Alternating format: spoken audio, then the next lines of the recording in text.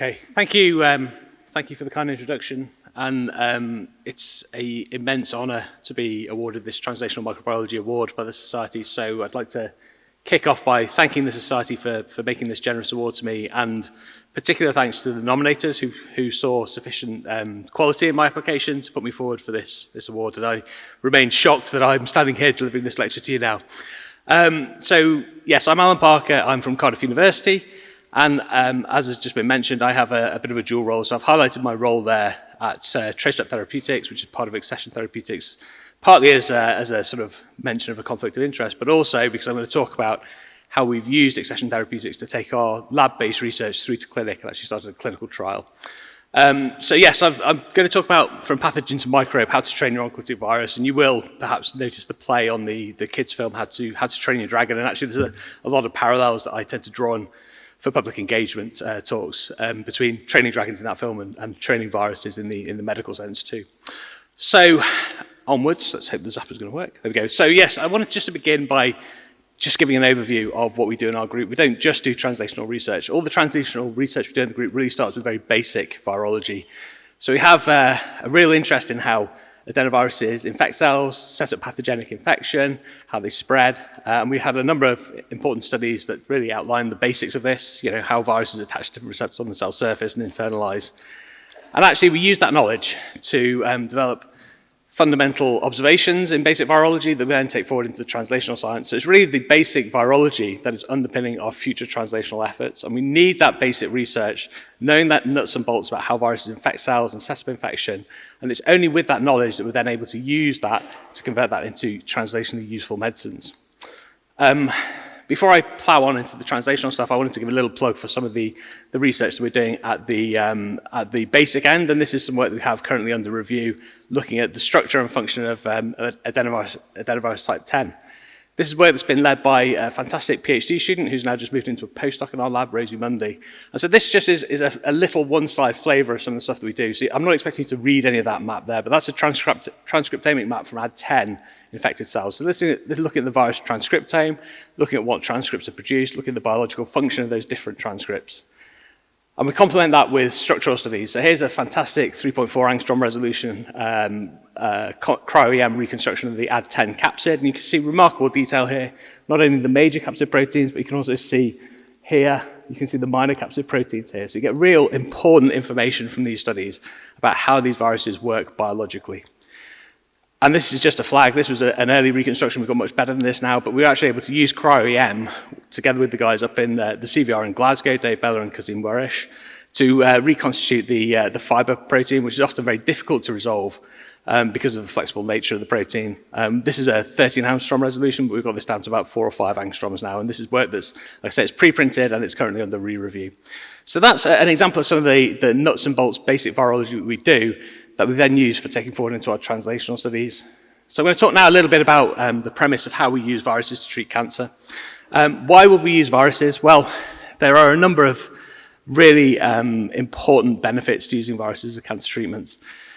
If you can train them appropriately so that they can recognize and exclusively infect cancer cells, then they will replicate inside those cancer cells. They will make more of themselves within the tumor cells, which will then lyse and spread to surrounding cells. So it's the only form of therapeutic that can amplify itself at the form of a cancer site. So it will self-amplify.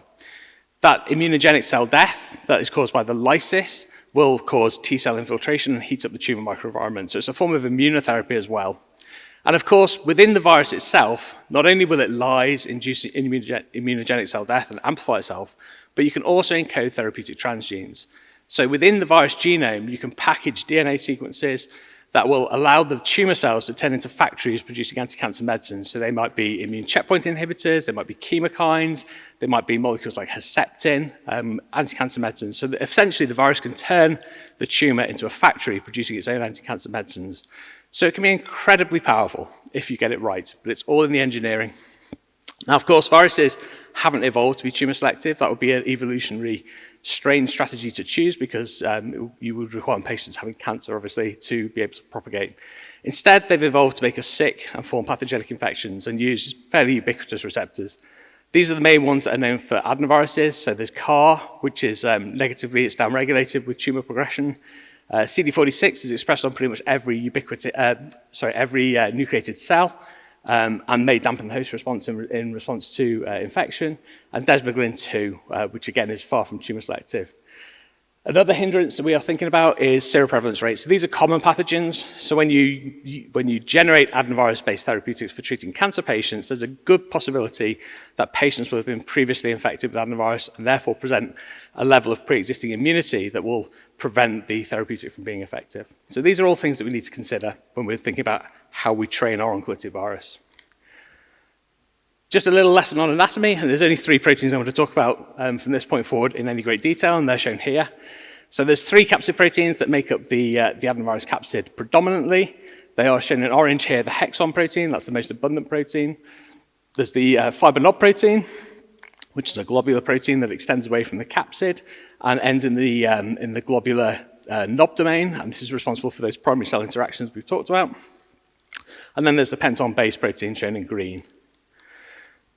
And these are just examples of some of the structures that we've looked at previously. So this is adenovirus fiber knob protein shown in the color here, interacting with these different receptors. So in the top left, we've got CAR, that's Coxsackie adenovirus receptor.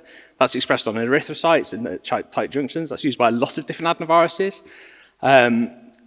CD46, like I said, is expressed on pretty much every nucleated cell. That's used by a lot of species B adenoviruses. That's the bottom right. Desmoglin 2 is only used by a few adenoviruses, particularly from species D as well, like AD3. And sialic acid, shown in the top right, it seems to be one that's used quite a lot by species D adenoviruses, which is phylogenetically the largest adenovirus species. And then there's another important pathway as well that we discovered about 20 years ago now, which is quite terrifying looking at the dates of these papers and thinking that's 20 years ago now. But this is, again, work that we did in collaboration with colleagues at the Centre for Virus Research in Glasgow. And this is a 20-year-old reconstruction of how adenovirus, shown in blue, binds to this molecule that's in blood clotting factor 10. Excuse me. This is one of the molecules that's involved in coagulation cascades. So this turns out to be a really important interaction when you're trying to deliver adenoviruses by the blood. So for any kind of systemic application, and of course cancer is a systemic disease, when it's spread and metastasized through the body, delivery through the bloodstream is the only effective mechanism for treating those kind of cancers. And if you're thinking about delivering this adenovirus into the bloodstream, you need to be aware that it will very, very rapidly cover itself in this molecule factor 10. That's shown in magenta here. And what that does is it, first of all, coats the virus in something to prevent it being eliminated by the immune system, but also sends it very effectively to the liver. So the extended, you can see here, the serine protease domain, it binds in a particular orientation. So the GLA domain is bound into the hexon trimeric cup, and then the serine protease domain extends away from the virus capsid. And it's this serine protease domain that's responsible for transducing the liver very effectively. So this molecule coats the virus immediately on contact with the blood, and that serine protease domain there interacts with heparin sulfate proteoglycan receptors, which are really abundant on liver hepatocytes. And this turns out to be a major driver of why, when you're trying to deliver viruses systemically for therapeutic applications, most of these viruses end up very, very rapidly in the liver, being removed by the liver. So, in a nutshell, and sort of condensing more than a decade's worth of research into one slide, we know 3 things about adenovirus and how it infects cells naturally and how it uses those different capsid proteins. We know it has this fiber protein that binds to cellular receptors such as Coxsackie adenovirus receptor, and that's expressed at tight junctions and on erythrocytes. We know the penton base is well known for helping internalize adenovirus following this initial interaction with the fiber knob protein. And then this interaction in the bloodstream tends to drive transduction towards the spleen when the virus is placed in contact with the blood.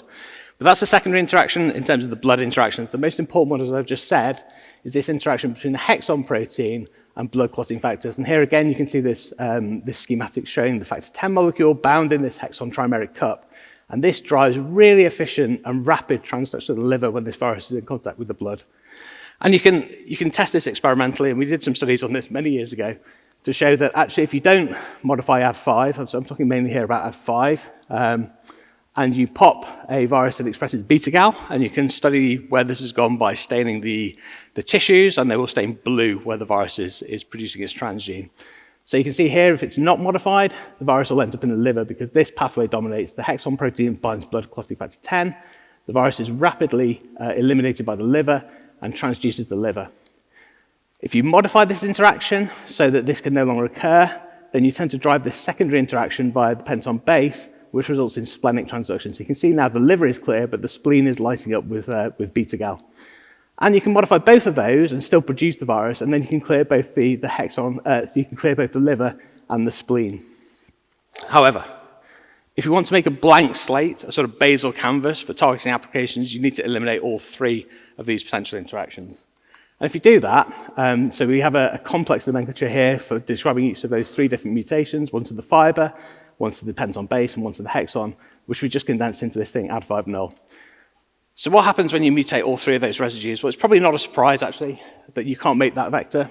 The vector is now so defective in cell entry that it can no longer infect and self-propagate and make more of itself. So this is a bit of a nightmare scenario because we can't make our critical vector, but actually it's really an opportunity. So it's a bit of a glass half full, glass half empty scenario because actually if we could make this vector, then that would be that there was more off-target interactions with healthy tissues that we need to consider. So really this is a glass half full scenario, and what this offers is an opportunity to engineer into this platform new tropism. And that's what we've done. So this is a blank platform that now requires a new means of cellular uptake, and this is where we've begun from with our story around this null vector to make this a targeted therapeutic. So what have we done? We've nullified this vector, we've produced this virus, or we've made the genome for this virus, but it can't be produced because it's so defective in terms of cell entry that it can no longer self-propagate. So we can't make this. So the first thing we did was to make something very, very boring. We engineered the fibrinol domain to have a his tag at the end of it, and then we had a 293 cell line which had a surface-mounted anti-his antibody on the cell surface. And using this combination, you transfect the DNA into these cells, the virus will produce itself, and actually you get quite weak, but you do get productive infection of something called Ad5 null his that can literally infect nothing, because no natural cell will express an anti-his antibody on the cell surface. But it was proof of principle. More importantly, we then sort of said, well, okay, that's proof of principle, but what's actually interesting on tumor cells? What can we target on tumor cells? There's lots of different peptides, lots of different tumor antigens that are out there in the literature, and trust me, we've tried a lot of them, and a lot of them don't work. But this is the one I'm going to talk about today because it worked really well. And there are countless examples I can give you. If I had another 2 hours to tell you about all the ones that didn't work, I could do. But this is the one that did work and has now made it through to clinical trials. So this is one where we've taken an integrin that is well associated with cancer. So it's a marker of aggressive tumor transformation.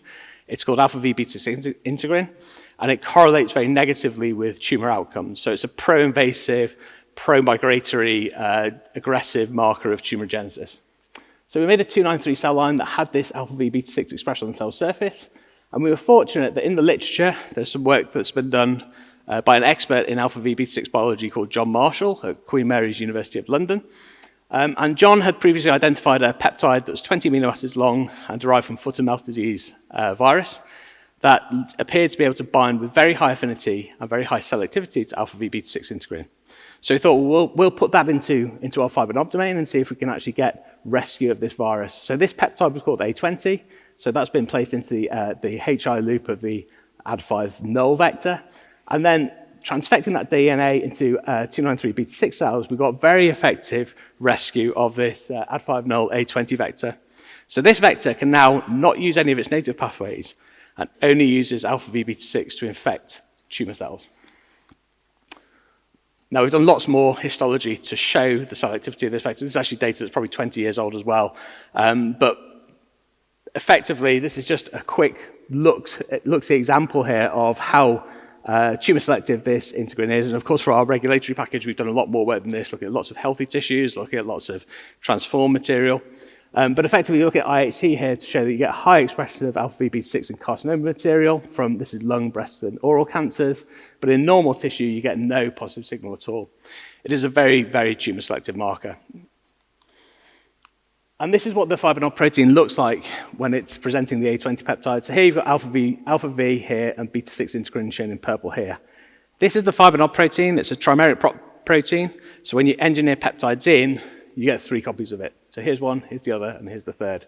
Here's the A20 peptide. It forms this beautiful alpha helix that binds with very high efficiency to the beta-6 integrin. And we think this is why this works so well compared to a lot of other peptides. Here's a non-exhaustive list of some of the other ones that we've tried that just didn't work very well at all.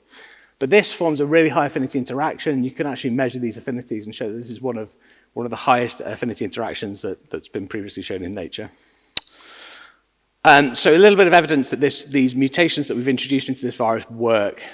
This is data we published a few years ago now in 2018. So this was our sort of, I guess, our landmark paper that we had that really gave us the observations that we've taken forward into clinic now through a spin-out company.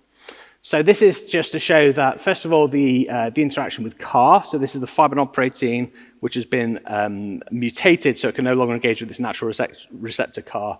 This is CHO CAR cells. You can see here that there's high levels of CAR in these cells, and therefore an unmodified Ad5 vector really effectively transduces these cells.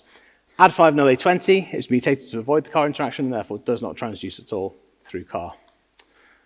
Now, the interaction with factor 10 is a little bit more complicated to study because you need cells, first of all, that don't express CAR, and then secondly, you need to supplement in factor 10 media. So here's CHO-K1 cells. They have no adenovirus receptor. They've got no CAR. They've got none of our interesting receptor alpha V beta 6.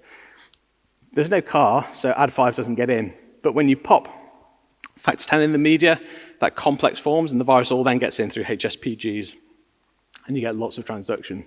But of course, our Ad5 null vector is mutated to prevent this interaction, can no longer engage factor 10, and can no longer transduce these cells. So that interaction appears to be bona fide and working well.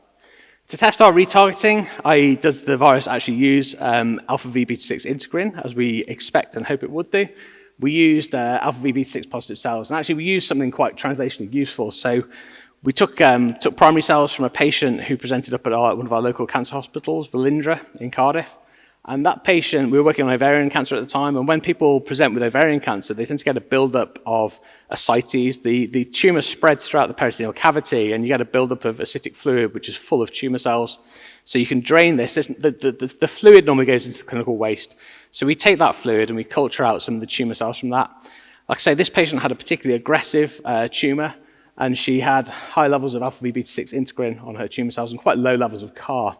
So when we obviously phenotyped these cells, we said, oh, this is an interesting one. It's high alpha V beta 6. No wonder it's an aggressive cancer. Low CAR, and actually Ad5 is pretty inefficient at transducing these cells. You get a little bit because there's a small amount of CAR, but it's not great. But alpha V beta 6 integrin is high, and our Ad5 null A20 is able to transduce and replicate inside these cells very, very effectively indeed. For SCOV beta 6, so this is just to show actually here that we can block this interaction. So you can use an anti-alpha V beta 6 antibody at quite high levels actually, because it's quite hard to displace this interaction with an antibody because it's a higher affinity one. But if you put enough of this specific antibody in, you can knock that down again to show it is specific for alpha V beta 6 integrin. So then some in vivo studies, just to show actually again what effect these detargeting and retargeting modifications had on virus tropism. So again, we're looking at the systemic route here. So that's our sort of holy grail, I guess, in terms of trying to deliver virus to tumors through the blood. These aren't mice with cancer, these are healthy mice. So this is just to examine what happens when we put in those detargeting mutations and we put the virus into mice, into the bloodstream. And as you can see here, we've got Ad5, which has no modifications, and here we have Ad5 null A20. And now we're looking, instead of beta-gal, as I showed you earlier, we're now looking at luciferase expression. So you can image these mice live, look at the amount of light coming from the tissues, and then you can take the tissues out and do ex vivo luminometry on them as well. So here's the live animal images. You can see very little in the way of transduction here. There's no alpha V beta 6 in these mice because they don't have cancer, and there's very little off-target expression of alpha V beta 6. As I said to you before, Ad5, when you put it into blood, goes directly to the liver, and that's what you can see lighting up here like a beacon. And you can quantify that. So here's the luminescence, and here we have viral genome copy number underneath. So the amount of light and the amount of virus in each of these different tissues. I'm going to just point out this is a log scale. So these are quite huge changes here. This is 10,000-fold reduction in the amount of light coming from the liver, comparing here to here. And this is 10 million-fold reduction in the number of virus genome copy numbers in the liver. And you can see, so that's the liver, which is the key organ, I guess, we're always interested in. But the other organs are equally important. You can see 3 to 4 logs difference in all these other major off-target organs, similarly at the viral genome copy number level. So mice without cancer, we have essentially 0 off-target uptake in mice treated with Ad5 null A20. In terms of efficacy, so this was the therapeutic study that we did in our clinical cancer research paper. As I said, we were working on ovarian cancer. That's what we were funded to work on at the time by Cancer Research UK. And they wanted us to look at a peritoneal model of disease. I mentioned to you previously that when patients present with advanced ovarian cancer, the cancer has already spread into the peritoneal cavity. There's a huge number of micrometastases throughout the peritoneum. And so we wanted to try and recapitulate a peritoneal model of disease. So this, apologies, I know you've just had breakfast, but this is what these mice look like, just to sort of orientate you with what this model looks like. So when you inject, this is human xenograft SCOF3 cells, injected intraperitoneally into mice, and this is just to show you what the tumours look like at day 40. So this is when the tumour burden is too high, and the mice have to be culled and analysed at this point. So you can see there's a large tumour here at the injection site. There's a fairly substantial tumour here adjacent to the pancreas and beneath the liver. That's at day 40, at the sort of time of cull, when tumour burden is high. This is just to show day 14 for comparison. So there's a smaller tumour at the same site, the injection site, and then taking again beneath the liver and adjacent to the pancreas. The only reason for showing you this is because this is when we could palpate these tumours, you could feel them, and this is when these mice were treated in our study. So at day 14, 2 weeks in, the mice were treated on days 1, 3, and 5 with an intraperitoneal dose of oncolytic vector. And this is what it looked like. So this vector encodes no therapeutic transgene, it encodes encodes luciferase. So where you see light is where the virus is tracked to. So what I hope you can see here, when you treat the mice with oncolytic Ad5, the virus is spreading throughout the entire peritoneum. There's no tumour selectivity here whatsoever. The entire peritoneum is lighting up. If you then look at our virus that only infects through alpha V beta 6 integrin, you can see that the virus is clearly trafficking to the sites where the tumours are. So here's the tumour that you can see at day 14, and here is where the virus is locating to. I think you'd agree that that is in the same site. And when you take these tumours out at the end of the experiment, well, they're either not there or they are very small and full of virus. And so this is what it looks like. We also did this one actually in the middle here, because this was to look at, actually, if you just put the retargeting peptide in, which a lot of studies have done previously, they put in retargeting peptides and thought it would be effective, and actually it's turned out not to be. Well, if you keep all your native tropisms in here, so this has all the natural virus tropisms plus alpha V beta 6 integrin, you get this kind of intermediate phenotype. It's not completely indiscriminate like this, but it's certainly not tightly tumor selective like this. But interestingly, when you look at overall survival, if you don't treat mice, and they look like this about day 40, this is when we cull these mice. If you treat mice with Ad5 luciferase, so totally unmodified, or modified so it has only the targeting entity in, but retains all its natural tropism, there's no real difference in survival. It extends from day 40 to about day 60, but there's no improvement compared to each other. However, when you have the virus that can only infect through alpha V beta 6, it is tightly tumor selective, and all those mice are surviving by day 101. And like I said, at the end of this experiment, they're either tumor-free or have very small necrotic tumors that are full of virus. So this is Ad5 null A20 is representing our precision virotherapy here, where the Ad5 null is the basal platform unit, and the A20 is the selectivity agent. So this is the point where we sort of thought, well, actually, this is something that we think has real promise and is a lot more effective than things that have been shown previously in terms of the engineering, in terms of the tumor selectivity, and really we'd like to take this through to the clinic. And actually, it's one of those things that maybe had the pandemic not happened and I had a bit of time to sit at home and have some discussions and think about how I was going to actually take this forward to the clinic, we may not have done this. But that sort of period of 3 or 4 months to have discussions, sitting at home in my office, all being fed up of not being able to get into work and get into the lab and do these kind of things, it gave me a little bit of time to think about how I was actually going to get this through to the clinic and have some really important discussions with some investors in Oxford who were at a point where they wanted to move out of their current biotech and start a new one.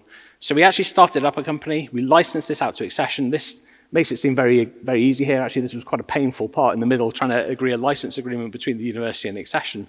But we got there, and so at this point, I would say, the old adage that great oaks grow from tiny acorns. Well, we were at the point where we had a bit of a sapling, and we thought, well, this is quite useful. But actually, to take this through to the clinic required a lot more than we could offer in the academic lab, and a lot more financial firepower for sure. There's all sorts of things around manufacturing, CMC, all these kind of things that really we hadn't got a clue about, QA, dealing with the regulators and so on. So the quickest way to do this was to get in the expertise and license this out to a company. And this is some work that's been done by Accession since then. So they've done a huge amount of work for the preclinical package that's gone to the regulators, and I've just picked out a couple of key bits. So this is to show intravenous administration of our agent. So you'll notice potentially that our agent, upon licensing, was deemed not sexy enough to have the name Ad5 null A20, so they branded it now as Trocept, but it's effectively exactly the same agent. So I still call this agent, because I'm an academic at heart, Ad5 null A20, but the corporate side of things will call it Trocept. So this is just to show a single intravenous administration of oncolytic Trocept expressing luciferase is sufficient to control tumours in a range of indications. So this is a number of different xenografts here that are all alpha V beta 6 positive. We have ovarian, pancreatic, bladder cancer, colorectal cancer, and lung cancer. So black is mice treated with PBS as a vehicle, and then in purple is shown mice treated with 1 × 10^11 VP of Trocept, or Ad5-LA20, expressing luciferase. And you can clearly see, so the dotted line is when these mice were treated intravenously, and you can see there's good control of all these different tumor types from a single intravenous dose of Trocept. This is a little bit more clinically relevant in terms of the dosing. So that last dose was quite a high dose. It was 1 × 10^11 viral particles per mouse. In our clinical trial, 1 × 10^11 is the starting dose per patient. So the mouse equivalent is about 1,000-fold less. So it's 1 × 10^8. So we did some studies to look at what are the clinically relevant doses in mice. And here you can see, again, we're looking at IVUS imaging here. And you can see 3 days post-dose, you're not getting a lot of lighting up of the tumor here at this point. But by 2 weeks, this is starting to build up. And you can take those organs out and look at them. And you can really see here, by 2 weeks post-administration of this clinically relevant dose, you're getting lots of virus in these tumors. So this is our lowest starting dose for our human clinical trial. And you can see, importantly, there's no off-target infection of the liver here. At the second dose level, which is 1 × 10^12 in humans, therefore 1 × 10^9 viral particles in mice, effectively, you see the same, but on a greater scale. So you're getting some transduction at these earlier time points, 3 days post-dose, but by 2 weeks, you're getting a really impressive accumulation. And again, you can take these organs out. At this early time point, there is virus in the tumor. There's also a bit in the liver too here. But by 2 weeks post-infection, these tumors are really lighting up like a beacon, and there's no residual IVUS imaging from the isolated livers there. So this virus is getting to the tumors, it's replicating rapidly, it's producing luciferase, and it's having a therapeutic effect in those mice. So one of the other things that's useful with a company is that they will produce little videos that really demonstrate your technology in a very easy to understand manner. So if I've lost you in the last 20 minutes, or you've not listened because you haven't had your coffee this morning, then there's a 2-minute video now you can watch that will just allow you to catch up on this. So I'll just run this video that will explain the technology. Trocept, the ideal immunotherapy. Cancer immunotherapies have made great progress, but current treatments have failed to deal with the huge diversity of tumor cells. To overcome this diversity, the ideal immunotherapy should have 3 characteristics. It should be localized to the cancer, be broad in action to kill all tumor cell variants present, and be potent in activating the full immune system arsenal to attack the cancer. Trocept is a unique viral technology designed to do all 3 by delivering a broad and potent therapeutic payload only in the cancer. To achieve cancer-localized delivery, patented mutations are introduced in the Trocept virus, stopping its natural ability to infect healthy cells. Disabling normal cell entry mechanisms enables Trocept to be delivered intravenously and trafficked to the cancer without being neutralized by interactions with healthy tissues, a major limitation of other viral therapies. Trocept is further engineered to enter multiple cancer cells via a cancer-specific marker. Once in the cancer, Trocept delivers a broad and multi-pronged attack. It replicates, breaking down some cancer cells, while simultaneously delivering therapeutic transgenes, leading to the release of 1 or more immune-activating drugs. Both mechanisms recruit and activate local immune cells and amplify the breadth and intensity of the response. Trocept's highly potent and local activity gives it potential on some of the hardest to treat and most widespread forms of cancer, giving patients vastly improved prospects for long-term recovery. Okay, so just to sort of round this little section off around the actual translating into the clinic and our licensing agreements take this forward. This is the clinical trial that's now open. It's a phase 1 dose escalation clinical study. It's called the ATTEST dose finding study. It's open at 4 sites in the UK. They are Glasgow, Leeds, Oxford, and Cardiff. And here you can see the 6 different indications that this is being used for. This QR code will take you to the ATTEST study webpage. So here you can see just the percentage of cancers that present of these different indications that are alpha V beta 6 positive. So the idea is that we don't have to pre-screen these patients because they are so likely to express alpha V beta 6 integrin. Most of them are high 80s to high 90s%, so 97% in pancreatic cancer, cholangiocarcinoma, lung cancers, head and neck cancers, bladder cancers, 95%. The only one that's a little bit lower, but does meet our threshold of 75% is endometrial cancers. So like I said, this is a dose escalation study. We're starting at dose level 1, which is 1 × 10^11 viral particles per patient, given on 3 doses. So it's a day 1, 3, 5 regimen. And we are we've just completed dose level 1 and now moving to dose level 2. And we're opening sites we have those 4 sites open in the UK. We're also opening 4 sites in Spain very soon. In terms of the readouts, obviously, it's a phase 1 first-in-human clinical study. So obviously, the most important thing is safety and tolerability, defining our optimal dose. And then the secondary outcome we're looking at is obviously anti-tumor activity. From a translational perspective, we're looking at viral delivery, looking at replication and the transgene expression in the tumor to give us proof of concept of the platform, looking at pharmacodynamic readouts, and obviously shedding, viral persistence, and so on. So that's where we are with our clinical study just now, and that is ongoing, and we wait the outcomes with excitement. So the little video I showed you talked a little bit about therapeutic payloads, which I haven't talked about yet. There's lots of different things we've done. I'm going to talk particularly about the expression of immune checkpoint inhibitors from within this targeted oncolytic virus. So as well as that virus getting to the tumor and replicating and inducing immunogenic cell death, we want it producing a payload in the tumors, which will be much more effective in patients where there's a robust immune system, obviously. So I'm going to talk mainly about some work that we've done looking at viruses that produce immune checkpoint inhibitors, mainly because our first-in-human clinical agent is expressing an anti-PD-L1 antibody. So there's a little bit of background to that. It's possibly not our most exciting work. I will just touch briefly on one slide to talk about some work we're doing looking at viruses that will deliver bispecific immune cell activators, and then precision VDEPT, which is a sort of in-tumor chemotherapy approach. But that will literally just be a quick slide in the interest of time.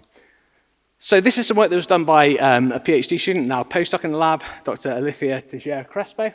And she was working on developing these targeted oncolytic viruses that will home in on tumors and produce immune checkpoint inhibitors from within the tumors. So Ali was working with Ad5-null-A20, and she made a load of different adenoviruses, so Ad5-null-A20, all targeted to alpha V beta 6 integrin, and expressing various different immune checkpoint inhibitors targeting LAG3, CTLA4, PD-1, and PD-L1. And I'm just going to show you a couple of slides of her work to show you how effective this is. This is her design, so we had a secretory signal, and it's a slightly truncated antibody, so rather than being a full-length antibody like this, we've actually made it slightly smaller because this packages better within the adenovirus genome. The full-length antibody is about 2.5, 2.6 kb. If we chop out some of the bits and have just this SCFB-FC dimer, it's under 2 kb, which packages much better within the adenovirus genome. So we've gone for a slightly truncated version. And what Ali was able to show is that when you take flasks of cancer cells that express high levels of alpha V beta 6 and you infect them with this virus and then collect the supernatant, that the supernatant is jam-packed full of immune checkpoint inhibitor. And you can see that here just by the western band. So you can purify it out. Here's your clean. This is anti-CTLA4, I think, yep. So you can produce sort of around 2 mg of purified anti-CTLA4 after sort of 48, 72 hours culture of a T150 flask. So a huge amount of immune checkpoint inhibitor being pumped out by these cells. So not only is it producing and secreting this agent, but it's biologically active. And you can buy these sort of off-the-shelf immune checkpoint inhibitor assay kits from Promega. And when you blockade the interaction between CD8086 and CTLA4, and CD8086 is then able to engage CD28, you get luciferase produced. So the more anti-CTLA4 or whatever immune checkpoint inhibitor you're interested in is added, the more luciferase should be produced, and that's exactly what you see. So this antibody is doing exactly what we hope it would do. Ali's project was mainly around LAG3, which I thought was a little bit more novel of an immune checkpoint inhibitor compared to CTLA4 and PD-L1. And so she did a lot of work on this anti-LAG3 fragment. And so again, she's taken these supernatants from flasks that were infected with Ad5-null-A20, expressing and secreting LAG3, take the supernatant off, put it onto some Jurkat cells that have been engineered to have LAG3 on the cell surface, and then look for binding of that antibody with an anti-FC antibody. And what you can see is with the transduced Jurkat LAG3 cells, you take the supernatant off, the antibody binds to the LAG3, and you can stain for that on these cells. But if you take Jurkat cells that don't have the LAG3 on the cell surface, there's no binding. So it's very, very specific for LAG3, which is as you would expect. Again, she's gone on to show another assay here to show bindings. This is an alpha screen assay to show that the LAG3 naturally binds to MHC class 2, HLA-DR, and you can titrate it in and you can break that interaction. And that's what we're showing here. So Ali used the full-length antibody here that the sequence is derived from. So this is full-length, and this is truncated, actually showing slightly better binding and, well, breaking that interaction between LAG3 and HLA-DR. Yervoy is just an anti-CCLA antibody that's used as a control in these assays here and doesn't interfere with this interaction as we'd expect. And then this is another one of those Promega off-the-shelf assays. And again, if the line goes up, then the assay is working. You can see here, Ali's shortened antibody here is in red, and it shows pretty much the same activity as the full-length antibody or a control antibody from Promega. Yervoy, again, was used as a control here. So those are made. The reason for showing you this data is that this is some of the observations that have helped drive this forward as our first-in-human clinical agent. And so now our first-in-human clinical agent is actually anti-PD-L1, expressing TROceptor Ad5 null A20. Briefly, just to give you one slide, because actually this is possibly more exciting, is the work that's been done by Dr. Rebecca Bayliss in my lab. So she's been making the same virus that will express bispecific immune cell activators. They will engage either T cells via CD3 or NKs via CD16 or NKG2D or MICA ligand. So we've done both T cells and NK activators, and they bridge to tumor antigens, so either EGF receptor with either EGF or anti-EGFR antibody, or MICA via NKT2G receptor. And that shows really impressive, potent immune activation and cell killing in this context. And that, again, has been published just last year, in fact. So that's the QR code if you want to read more about Rebecca's work on generating these precision immunovirotherapies. And then just quickly on what we call precision VDEPT, or in-tumor chemotherapy. So this is an approach that's been around for a long time, actually, but the targeting hasn't been there to make it work clinically, and we hope that this new technology will overcome this. So this is some work that's been done by Lina Bader, who was until very recently a postdoc in my lab. And this is using viruses that will express enzymes that will convert a prodrug into an active drug. So in this case, Lina made two viruses. One expresses FCY1, which is cytosine deaminase, and one expresses this fusion protein or fusion enzyme, which is FCU1, which is a combination of cytosine deaminase and uracil phosphoribosyltransferase. And what do? Well, they take a fairly commonly used antifungal agent that's given at very high doses orally to control fungal infections, 5-fluorocytosine, and they convert it into 5-fluorouracil. So cytosine deaminase converts 5-FC to 5-FU, which is a very commonly used chemotherapeutic compound. And then uracil phosphoribosyltransferase further converts that from 5-FU into an even more toxic metabolite, 5-FU monophosphate. And those cause toxicity. And so Lina did a lot of work. Again, she's published this just recently, so I'm not going to dwell on this for too long. But this was looking particularly at pancreatic cancer. I said earlier that pancreatic cancer has in the very high 90s% positive correlation with alpha V beta 6 expression. Here is one of the few rare pancreatic cell lines that has no alpha V beta 6 expression. And what Lina has done is organize these across this axis here to go from no alpha V beta 6 expression to very, very high alpha V beta 6 expression. And then we've got some cell killing curves here at the top. So the key line is the orange line, I guess, which is our critical combination of Ad5 null A20 expressing FCU1, the bispecific enzyme, and then titrating in 5-FC, so looking at cell killing. So if there's no alpha V beta 6 present, you don't get any killing. All these lines sort of sit around 100%. So the virus can't get in, the enzyme isn't produced, 5-FC isn't converted into 5-FU and 5-FU monophosphate, there's no cell killing. I should say these are replication defective vectors, and that's why you're not getting any killing through oncolysis. However, you can see here with this orange line, the more alpha V beta 6 is present, the more sensitive these cells become to 5-FC and that conversion into 5-FU and 5-FU monophosphate. So lots of 5-FU and 5-FU monophosphate, lots of cell killing. This is a form of in-tumor chemotherapy. And we've done this in a mouse model as well. So here we've treated mice with Ad5 null A20 expressing FCU1, and then treated the mice intraperitoneally with 5-FC and got really nice tumor regression, sort of stabilization and probably regression. And you can show that all the virus remains in the tumor at cull, and there's very little in the liver. And again, there's another QR code there. I'm not going to talk any more about that because it's published now. But that's a nice demonstration of how we've managed to be able to get precise control over this VDEPT strategy now that will allow tumor cells to produce their own chemotherapy. So just in the last few minutes, I want to talk about what we're doing in the future moving forward. So I spent a lot of time talking about Ad5 null A20 and the different cancer types that we're able to target now. And this is into clinic now. It's targeted to alpha V beta 6 integrin. And I've told you a little bit about some of these different therapeutic transgenes that we can engineer into this platform. So we're now looking at other cancer types that don't express alpha V beta 6 integrin and how we can cope with those. So glioblastoma is an excellent example because that is not derived from epithelial cells. So alpha V beta 6 expression is unique to epithelial cells. Glioblastoma is obviously derived from non-epithelial cells, and therefore we need a different target for that. And then we have a range of other cancers, so hepatocellular carcinoma, prostate cancers that require alternative tropisms. So how are we going to build those in? We've tried all these different strategies for putting different peptides in, and many of them have failed. But here's some other ones that have worked. So this is just to show you that in glioma, and this is work that we're sort of building up currently, alpha V beta 6 is not expressed here, as you can see, where it is expressed at very high levels in pancreatic tumours and esophageal tumours. Alpha V beta 3, on the other hand, is significantly upregulated. It's not unique, but it's significantly upregulated in glioma, but is downregulated in certain other cancers. So that might be a promising target, and that's one that we can target with our Ad5 null platform. And we've been doing that, so this is rather non-quantitative, I guess, but you can see here, so if we take cultures of glioma cells, you can see if we don't refine Ad5, these cultures do have expression of CAR, which is the natural adenovirus receptor, so an unrefined Ad5 will transduce through CAR. If you make the null A20 vector, this virus now only infects to alpha V beta 6, and this is a lot of virus going on, and you're getting very little green because the virus just can't get in. But if you then change the A20 for an RGD, which binds to alpha V beta 3, instead of beta 6, suddenly these cultures are lighting up again. And this is specific infection through through alpha V beta 3 integrin now. On the bottom, this is a new null platform that we're working on. So I mentioned at the very beginning about seroprevalence rates and whether they're going to be an issue.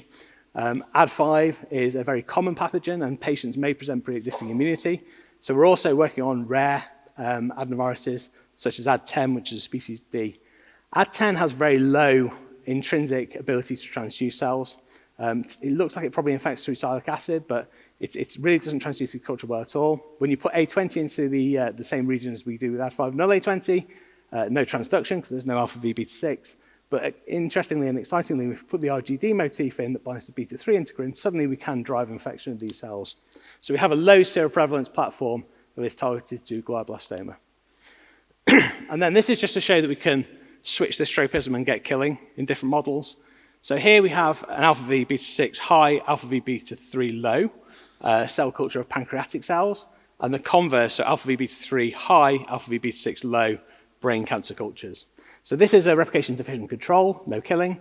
If you look at our Oncolytic Ad5 null A20, you can see that this goes in through alpha V beta 6 and kills these cultures of pancreatic cells very effectively, but doesn't kill our glioma cells because they don't express alpha V beta 6.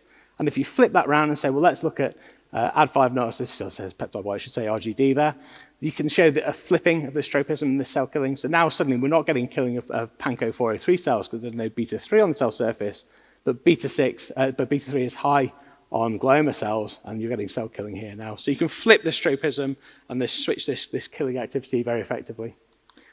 And this is just to direct you to the paper that talks about Ad10 and how we're using that as a low seroprevalence platform. And then very finally, so this is some fantastic work that's being done by a recently completing PhD student, again, who stayed on in the lab as a postdoc. So this is Dr. Emma Swift. And this is looking at a more versatile system for how we can target other antigens that we can't currently target through our peptide engineering approach. So Emma's been working on a new technology, our Ad5 null dog tag approach. So this is a non-genetic linkage now. So dog tag is a peptide that spontaneously reacts with dog catcher to form a stable covalent isopeptide bond. So the idea is if we take our null platform and we put this dog tag peptide into the HI loop, we can then make a catcher protein with a targeting ligand on it. We can mix them together, and they will then form a complex so that the virus will now target whatever the targeting ligand is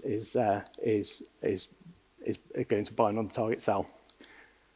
And this has significant applications, not just in the oncology field, but also for gene therapy and gene editing, of course, if we want to do more applied approaches along those lines. So this is just one slide of Emma's, and I think this is my last data slide, just to show you that she's got this approach working now. It's taken a lot of back and forth and toing and froing, but she's like a dog with a bone. She will not give up on these things, and she's fantastic. So this is some data that Emma's produced very recently that we haven't published that just looks at two different cell lines. One is MDA-MB231s, which are low in alpha VB6 and low in HER2. So we're now going to try and target HER2 receptor, HER2 new on breast cancer cells.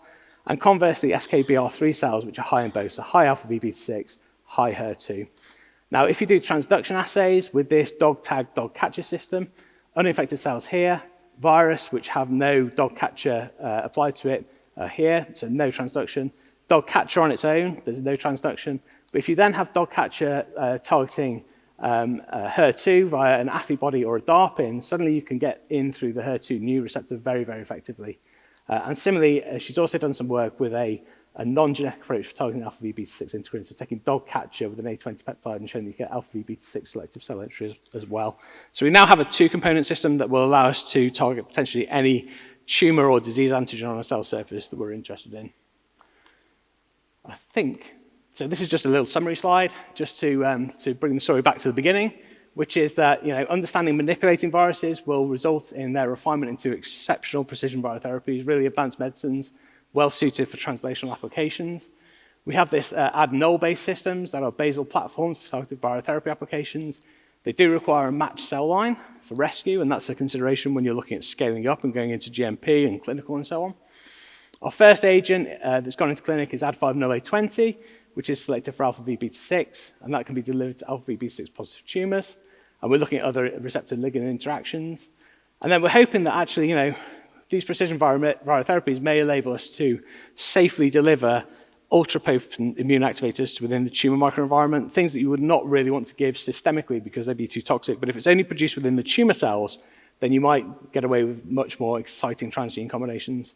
And here are our next steps: developing precision virotherapies for clinical translation in other recalcitrant cancer types, new low seroprevalence null platforms, and identifying other blood interactions that might negatively impact the bloodstream delivery of these viruses.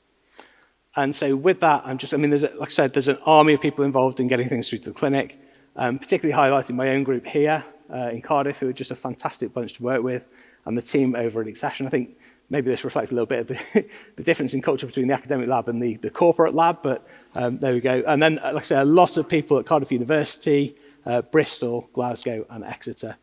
And with that, I will thank you. Cheers.